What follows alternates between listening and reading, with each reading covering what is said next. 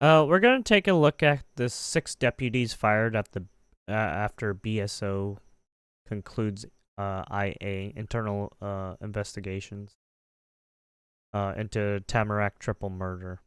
Again, I want to thank everyone for coming out and the media for giving us an opportunity to This bring somewhat of a basically this was closure to botched this by triple the homicide that we had back on February 16th of police themselves. 2025. I think early on, if you think back to the initial press conference that we held here, I talked about the importance that we would make sure every individual would be held accountable and that we would be transparent. And for 7 years, I continue to tell this community that when I know, they will know. And that's the driving factor why we're here today.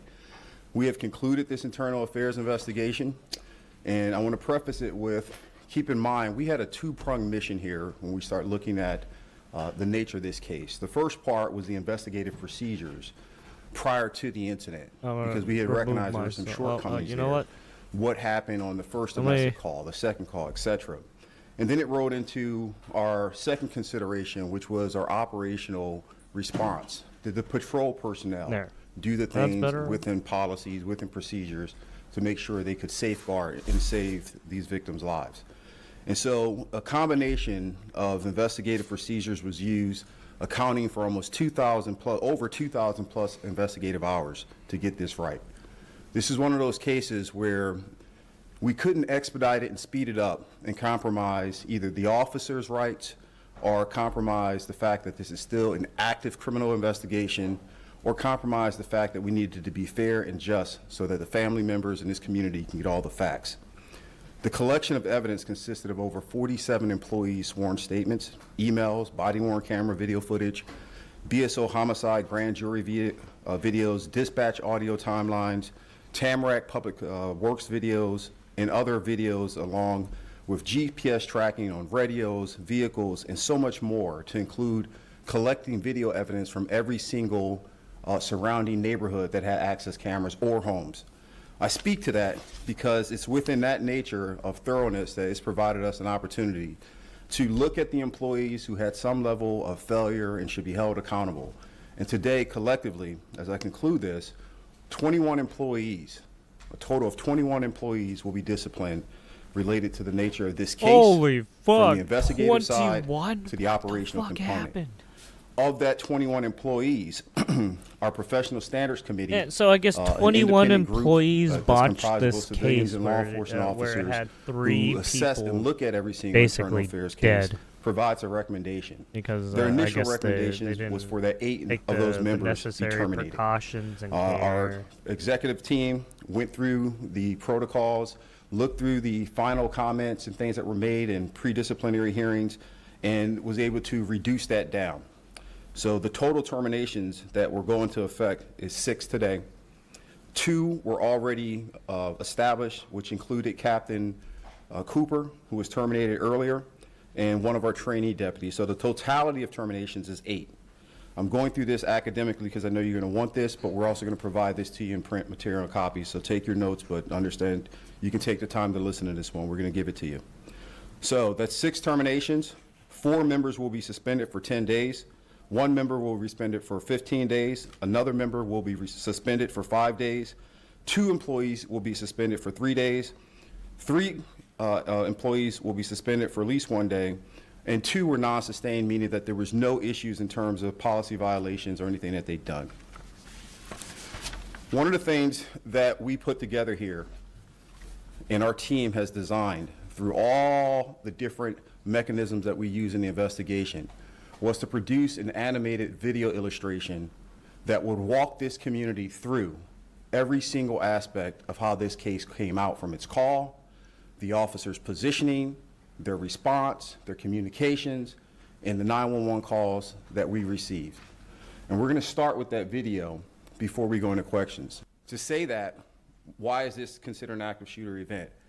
Again, starting out, the call comes in, shots fired, multitude of calls comes out. That's the ambush component, which you'll see, where this individual arrived on scene, stalked his family members, set them up in an ambush position, and killed David Ponzer in his backyard. He continued to move throughout the community as Mary ran out of the home with her child in hopes to avoid being killed. Oh, it was a and hoping to stalker survive. situation. At that point in time, went she's off the navigating deep and end. trying to run out the house. The suspect ended up tasing her alongside of the residence, pulled her back into the home. And as that's occurring, we're getting 911 calls, we're getting shots fired calls, and we're getting dispatched out. That call for service came out exactly at 6 o'clock in the morning. Context, it's Sunday in Tamarack. There's nothing going on in the community. It's quiet. There was only one call for service of which these men and women were active on, and that was a mental health call that occurred before the shift went into operations.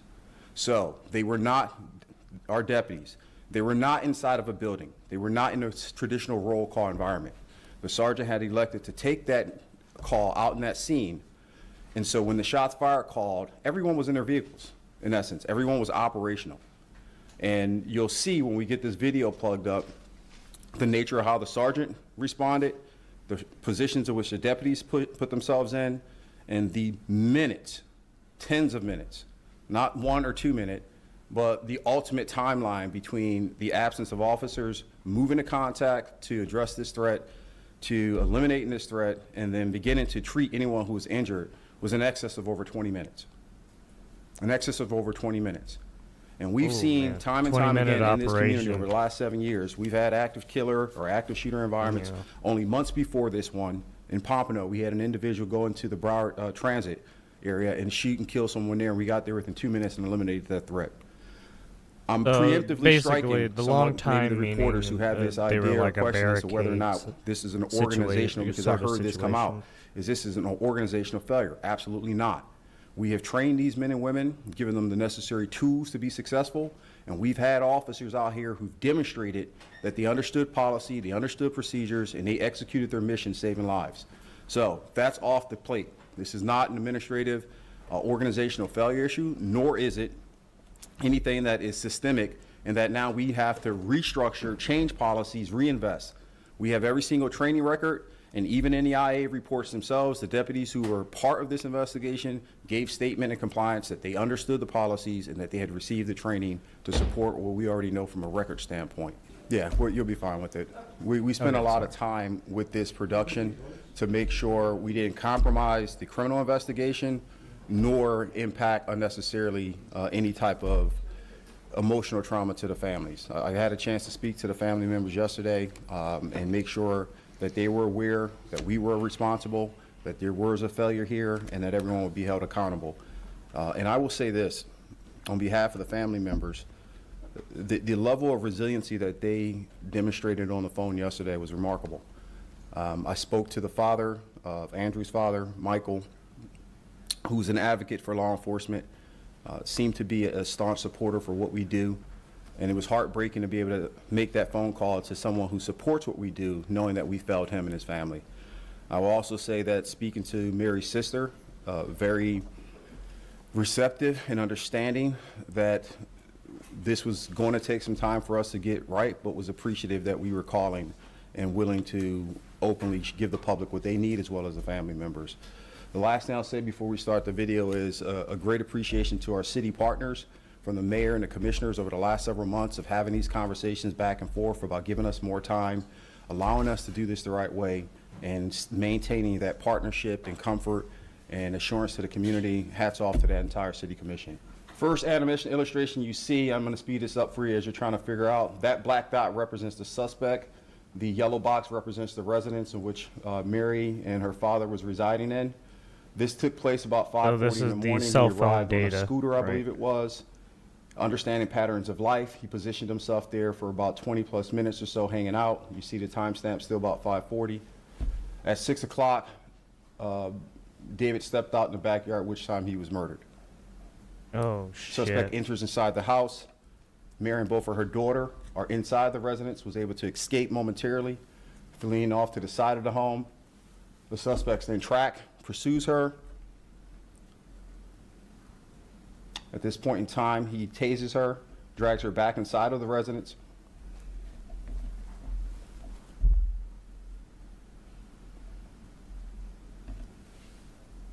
Now keep in mind, here we are, again, it's 6 o'clock in the morning. 911, what's the address of the emergency? First call comes in. It's not my address, but I live at 9762 North Grand Duke Circle. There's gunshot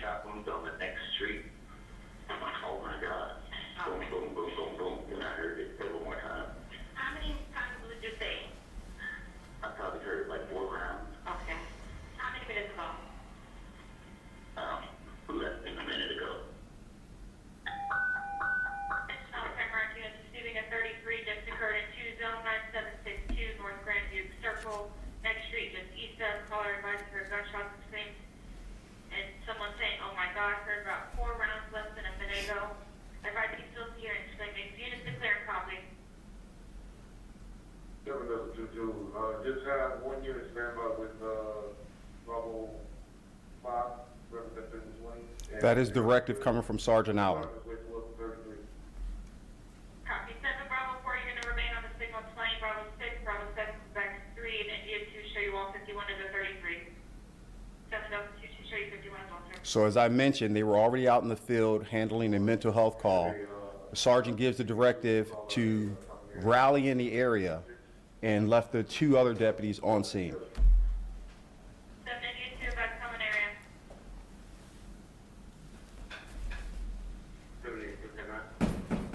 Advise a common meeting location or rally point. Yep. Trying to get the this one.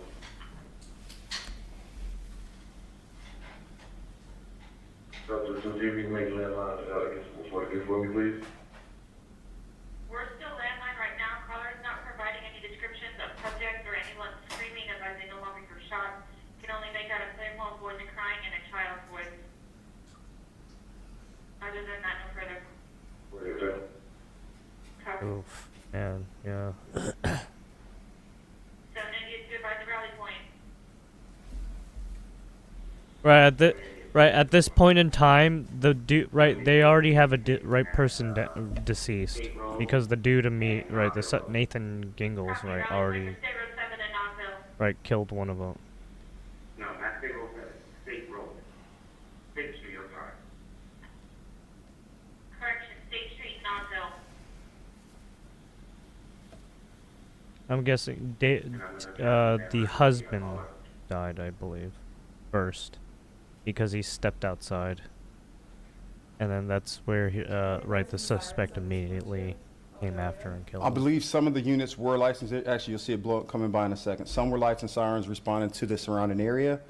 But as you can see, a couple units bypassed the residency and took a staging position per the sergeant's instruction and decided to rally out there. That's not within policy. That's not within procedures. That's not what we train. So he told them to park across the street there? He gave orders to the training car to find a position to rally, correct. Whereas they should have gone straight to the house? They should have went straight to the house. Yeah, basically right, so they shouldn't have done, right, from what he said, right, they already heard shots fired, they already have people screaming and crying, right, so it's like, at that point, you probably should have, like, posted right up at front, right, and have people at the ready, right. As you can see, from the time that the first shots fired call came out at 6:01, dispatch deployed resources at 6:03. At this point in time, Mary is still alive. She's running from one door to the next in the community, trying to find help. She ended up identifying one residency where the door was unlocked.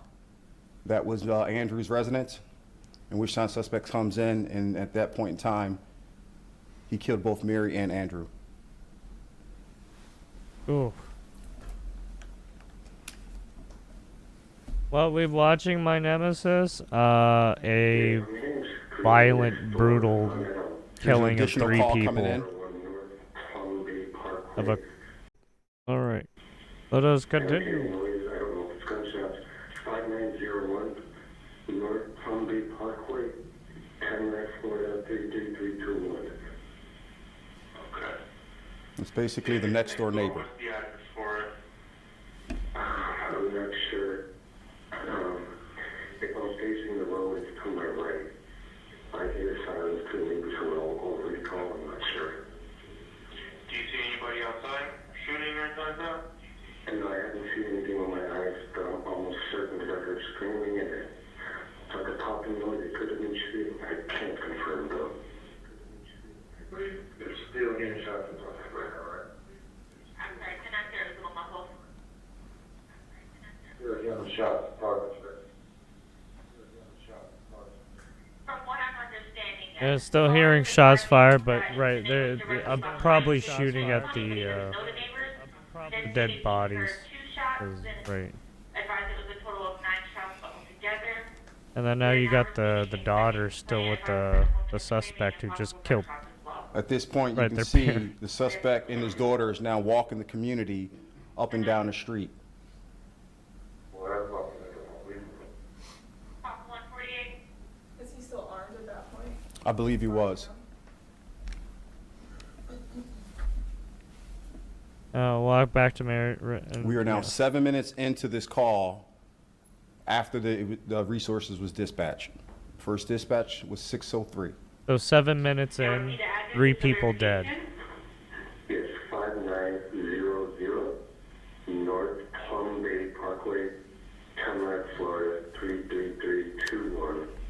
There is a history of domestic violence at that address, and there is a restraining order in place.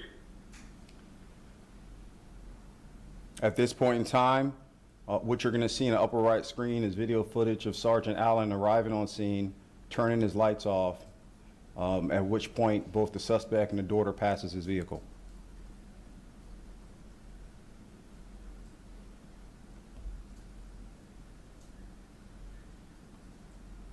Now, while this is happening, just a point of recognition, we have a deputy K-9 officer, Deputy Kevin Forsberg, who is coming from outside of the city, who heard this call. I believe he was in Deerfield Beach, and he ran code 3 across 4 different cities to arrive on this scene, and that is him running lead or point as he passed the sergeant with an additional backup unit who recognized this isn't a staging incident. This is something where no one should be sitting around. And those 2 deputies end up being the first deputies to arrive on scene, where we're at about almost 15 minutes later. The Deerfield guys got there first, like the big You guy. got In the essence, he got there first. kid walking with the. You can see in the screen the Yeah, suspect you and see the daughter blood. walking. That looks like he dropped He's something. not running. He's not jumping in the car. Child will be 4 years old. They're here at the southbound on East Grand Circle. What's going on is just related at this time. Just finally got a lot of walking around it this time of the morning. And she has what she was on.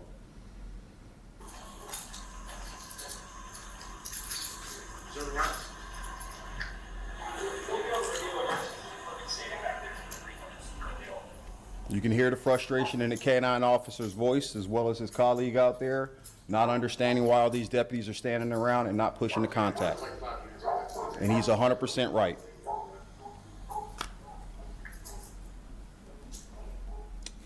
At this point in time, they'll put together a small contact team, finally figure out the address location, do a clearing tactic or technique, and then discover Mr. Ponzer or David in the backyard. Yeah, the fact that they were that fucking late to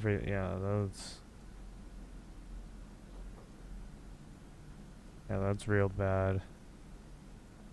Right. Disciplinary action It's already is been in like effect. 15 Of those minutes. 21 employees, a total of 6 will be terminated to supplement the 2 other employees that have already been terminated. So that's a collective group of 8 terminations and a multitude of Right. suspensions. I'll take less your questions. with Well, less it'd than be 7 much easier minutes, to give they you the were all printout right. sheet where you can see the Three different people policy already. violations in terms of the egregious the nature dude just that was already got held and them. why we did what we did and why I'm taking certain actions. It's a very detailed list. Most employees that we assessed was either more than 1 policy violation or so, but the ones that were most egregious, I think it kind of speaks to itself when you look at the animation and the video, where we have deputies who been trained, been supplied. We've had a multitude of cases where we have been successful in this endeavor over the last 7 years, and yet they still didn't respond. There is some level of liability on the sergeant's position for some of the orders he gave, and that's why he is gone. In addition to comments that he made in his own internal affairs investigations, were indicated to us and his troops that he was absolutely a coward. Any other way to put it. I talk all the time in this profession. I can train you, I can supply you, I can give you all the tools to be successful. What I can't coach is courage and effort. And if you're going to sign up for this profession, you better make sure you have both of those first, or don't join this profession. That's not just BSO, that's not just Broward County, that's every officer in this country right now. Because this stuff keeps happening. And it has nothing to do, at times, with whether or not people are prepared.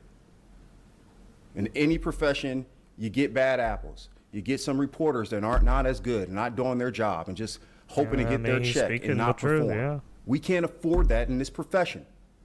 People die. We had every opportunity to save that woman's life. There wasn't much we could have done for her father. In these active shooter events, two-pronged things take place, an ambush and stalking. You just seen both of them. The ambush resulted in David losing his life. There was nothing we could have done at that moment. But we maybe had an opportunity to stop it if the investigative procedures before this incident took place. This is why all of this sequence is so important.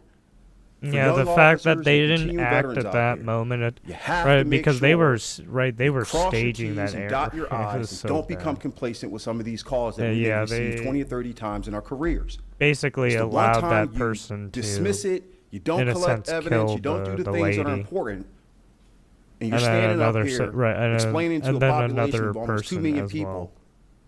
that we failed them. You damn right.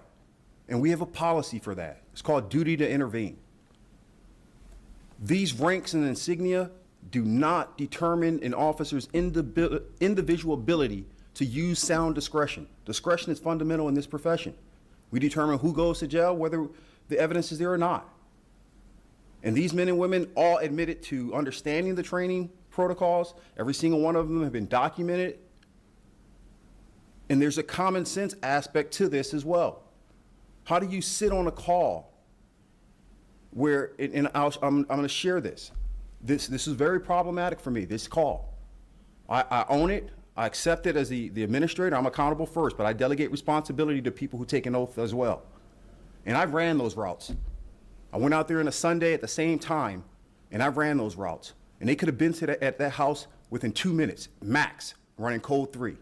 There was no traffic on those streets that night. There was nothing to obstruct their ability in a marked unit with lights and sirens and the powers and authority there you invested have from this it. state So that's to get why there he's and do the damn pretty job. PO'd about it. So right? it's absolutely They unacceptable. right They there. didn't There get seems to as you be saw in the right. Some of video, these officers the neighbors were were waking up and making calls. a little corrupted. They had an yeah. idea of the In general a area sense, and yeah. location to arrive to. If you go to the area, right, we're Monday morning quarterbacking, but we got the evidence to do it. If you go straight to the call, you intercept this guy running down the street, or not even running, walking down the street. Even as he stalked Mary, he was walking, he wasn't running. All it takes is one of those deputies to turn around and drive into the scene, and they see an armed suspect walking down the street with a daughter and a woman screaming for her life. So there will be no acceptability coming from me as to whether or not this falls on just a sergeant. Because I can tell you as an officer who's done this job for 20 years, I have dismissed sergeants' orders at time. I have dismissed captains' orders at time when it was the right thing to do. I have been running down these streets in Broward County in shorts and rifles for 20 years. Also, as an officer of the law, morning- you're supposed to have that discretion too, right? Because you have that extra ability to do so, right?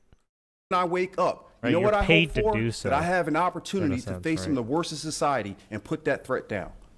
I've never been an officer that cared about parking violations or traffic stops or arresting somebody for 2 grams of marijuana. That's not what this community is counting on.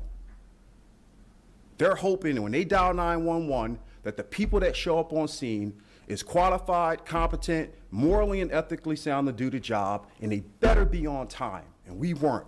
There is statutory timelines that exist in there in terms of how fast and expedient we can get through all that. And again, I'm going to go back to what I've learned. I had to come in and clean up Stoneman Douglas mess. And I've seen the impact of moving too fast in these investigations, or pushing too hard on an investigation. And men and women who I fired, that Scott Israel didn't fire, that I fired, was afforded an opportunity to come back in arbitration.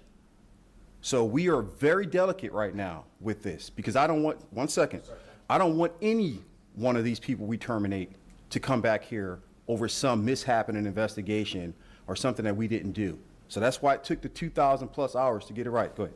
I'm not really sure on all those little technicalities. That's up to legal, and that's why we have a legal team to, cipher through all that. But what I can tell you is we did everything by the book times 10, because we knew how bad this was going to be. Deputies It's a processing element where first part is the Professional Standards Committee will provide their recommendations. Executive Director Colonel John Hell goes through with his administrative team, examine as to whether or not they want to stay within that compliance. He makes the decision as to whether or not the up or So downgrade basically, the disciplines, and then when once he these signs types off, of I look at it and as you can see, when these types of things happen, you can tell that there's a lot of moving administrative parts. Right, you have different committees at hand. Right, different government committees that make sure to the ethical procedures and stuff like that. So yeah, you have a lot of fucking hands in this, especially with 21 officers. It's like, oh shit. either I concur or I do not, and I concur 100% with his decision. Let me do this really quick for you, Joan, but we're gonna get to, we're gonna give you this printout. In short, it's kind of like Sergeant Allen was terminated for investigative procedures and response. If Deputy you've seen botched Brittany King was terminated for operations investigative with procedures. law enforcement, Deputy Monzon there was, has been some botched Monzon was operations. in, If you go terminated for back investigative and procedures. look at Deputy Lamar the Black history throughout was terminated America, for his response. you can see some Deputy kind Eric of Klaus weird was terminated decisions for his people response. have made. as Sergeant Devon officers, Williams was terminated for his investigative procedures. Deputy Di Cross will receive a 10-day suspension for response. And I can go on and on and on, but we're going to print this out for you. Yes, it is. Yeah, we identified some things in terms of how the case management was handled, impacting from day one, going all the way through, failure to collect evidence, all these things that I think, had we taken the appropriate action, probably could have prevented it, but that's not 100%. When people make up their mind they're going to kill somebody, you're not stopping them from doing that. No, look, that's a policy violation, right? We collect evidence, and people were terminated for that. So again, what we've done and looked at is from the management component all the way down, right? Procedurally, detectives, investigators, patrol officers, we've supplied them, trained them, gave them all the tools they need to be successful.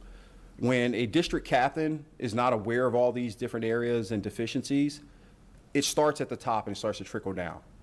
And that's why it was much more easier, so to speak, to terminate him on the spot being an at-will employee.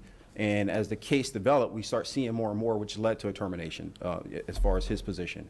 But no, we will reset. We put the appropriate people out there in that district, captains and support personnel who understand what our objectives are. And we have the confidence in them that they're going to perform. But this is a lesson. Day one, I said, when this case is closed, every single deputy will take this in training, and that starts next week. And every single captain will be over in the training center, and I will lead this presentation with this collective group of administrators about the do's and don'ts and how they better pay attention to detail about what's going on in their shop, or they're going to be fired next. And I hope every deputy in this agency heard what they said and felt what they felt. Any deputy in this agency who doesn't agree with that sentiment need to retire. Yeah, today. Especially with officers. If anyone in this agency, this is to my troops. They have the resources think that's acceptable. You have they the put ability to themselves resign in the today. line of duty. Right, they signed up This for this has stuff. nothing to do, and they about have the protecting our resources own. to obviously protect We're here to protect the themselves and community others. first. And so So there it's will like be no the fact rhetoric that coming they from this didn't, agency right, as to whether or not the do their disciplinary actions job. were It's like, appropriate. They have ugh, attorneys right, and they that's have an bad. opportunity to go to arbitration. So that's But why you this had dies 21 quietly in this officers agency. get like And people better saddle right, up and looked at perform to real make sure that fucking doesn't happen closely. again. I accept accountability.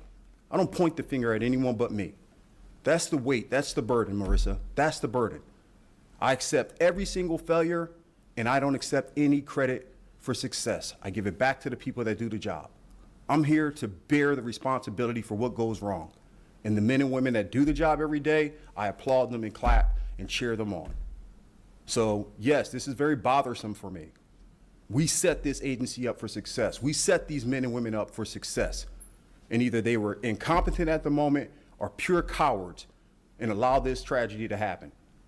So we will move on. We will saddle back up. Once again, I want to thank the family members for their receptiveness and their compassion for this agency and the way they felt about law enforcement in general.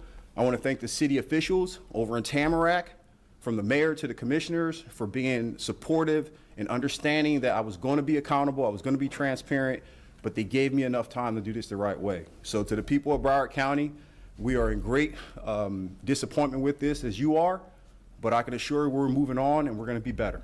Thank you. all right, there you have it. That was Sheriff Gregory Tony of the Broyd Sheriff's Office. I'll leave this obviously in the link, and then we'll check out what's going on in Florida, right? Because Florida has a manhunt going on too. Occurred here. We're at Brunel Parkway and Lori. We were dealing with a sex offender. Now, he had already gotten in trouble for having sex with a child between 12 and 16 years of age.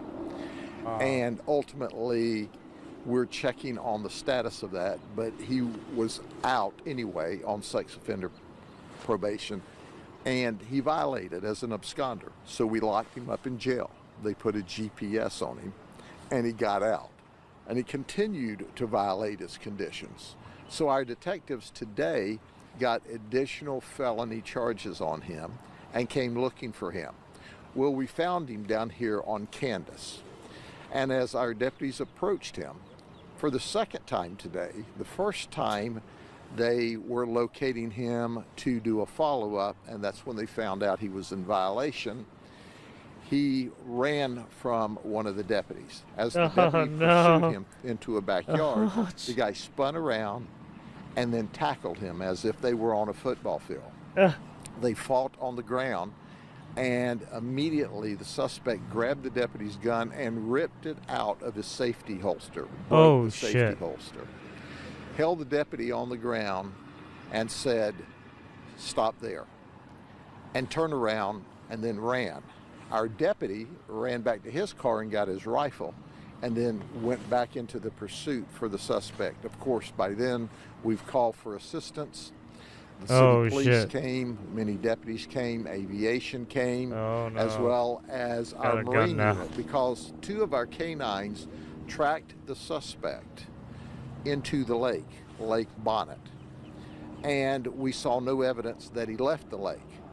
But keep in mind, this started about 2:45, and now we're well over an hour. The water's cold, the air's cold, so we were searching the lake side because we didn't know if he was in the lake or if he had gotten out and was hiding in the vegetation, but we knew he was armed with our gun. Our Marine patrol found him in the weeds about 50 to 75 yards offshore, and took him into custody. After we took him into custody, we read him his rights. He didn't have the firearm on him, but then he took us back to where he entered the water and said he dropped the firearm in that particular area. So we have an article search underway right now. We will find the firearm. So he's going to jail for a litany of charges. And we'll have more details in the press release in the morning. But the good news is he chose not to shoot us, for which we're grateful. And we chose not to shoot him, for which I know he's grateful. Yeah, At they the could end of have the day, fucking he's shot. in custody. Our deputy's not hurt. He's not hurt. He's a little cold and a little wet. But hey, at the jail, I have blankets and heaters, so he's going to be okay. What's his name? His name is Curtis Young, Jr. He's 53 years of age. And just so people understand, you were pointing the gun down. That's what he did to your deputy? He was pointing the gun at him? They were on the ground fighting, and he got a hold of the gun while the deputy's on the ground fighting with him and broke it out of the holster. It's a safety holster. That's not supposed to happen. So obviously, we've got administrative issues to look into, because if you look at the holster, as I did a few minutes ago, it is ripped in half. So he tore the gun out, jumped up, the deputy's on the ground, he's holding the deputy at gunpoint and tells him, "Back off." Well, we're grateful that he decided not to shoot us. He certainly had every opportunity to do that. Do you know, Sheriff, how long you've had these holsters? I have no idea. I know we've had holsters as long as we've had deputies. I just don't know how long we've had those holsters. But at the end of the day, there'll be a complete and thorough follow-up, because that holster never should have given way under these circumstances. That's why we give them a safety holster. Sheriff, this is also very close to McKeel Academy. School was just, letting out at that time. I mean, this definitely could have been, really even worse than what it was. I mean, certainly, obviously, we had a lockdown here. This guy didn't really want to fool with the kids, but we locked down the school to protect the children in the event he ran that way. He didn't want to hurt us. He wanted to escape. But he was wearing a GPS monitor, and we saw the GPS tracked him all the way into the lake. And at the end of the day, he's in custody. Now, at the same time, there's a stolen vehicle that the Highway Patrol and we're chasing around on the boulevard, just, a couple of miles away. So it was a very confusing scene. I understand they got that guy in custody too. So it was a good day. Cops 2, bad guys 0. And that was 2 unrelated cases. Totally unrelated. Yeah. Okay. Thank you, Sheriff. All right. thanks. Yep, turn this off. Turn this off, So they The loser here is him. But ho, ho, ho, you can eat some turkey on Christmas Day at the county jail. Sheriff Grady Judd says the investigation into a Polk State College data breach led to a very disturbing discovery on a Winter Haven man's computer. Deputies arrested 38-year-old Brandon Diaz for hacking charges and possession of child pornography. Here's Channel's Justin Shecker live at the Tampa News Center tonight with the details on this and this investigation from the Sheriff's Office. Justin. In total, Jen and Keith, 38-year-old Brandon Diaz is facing 86 felony charges. Sheriff Grady Judd says he tampered with 10 accounts at Polk State College and collected dozens of disgusting child porn images on his computer. We've got a case here that you're just not going to believe. After losing his job at Lakeland Regional Health over a failed drug test, Sheriff Grady Judd says Polk State College terminated 38-year-old Brandon Diaz from his role in the EMS program. He decides that 2 of the instructors over at the Center for Public Safety were responsible for him losing his job. Sheriff Judd says Diaz decided to hack into the college's computer system in June and target those he felt were responsible for his firing. What? So Brandon sent information in, so when they reset the password, the message he sent to him was, ha, ha, ha, loser. While serving a search warrant on his computer, Sheriff Judd says deputies discovered Diaz accessed very graphic images from the dark web. Voila! We find child porn. Did you hear what I said? We found child porn. You can't make this up. The father, registered nurse and former Polk County firefighter paramedic, made his first appearance before a judge. I have reviewed 2 separate affidavits prior to coming into court. Oh my goodness. If convicted, Diaz could spend a very long time behind bars for his computer crimes. Here's the thought for you, Brandon. If you'd have just left everybody alone, at least for the time being, you'd be home for Christmas. And deputies say they did not find evidence of personal identity information being stolen. This investigation continues, and Sheriff Judd says it is possible they find even more images of child porn. The judge set the bond for Diaz at $386,000. Live in the Tampa News Center, I'm Justin Shecker, 8 on your side. There you have it. Oh my goodness. I'll leave everything in the description, right? And there you have it.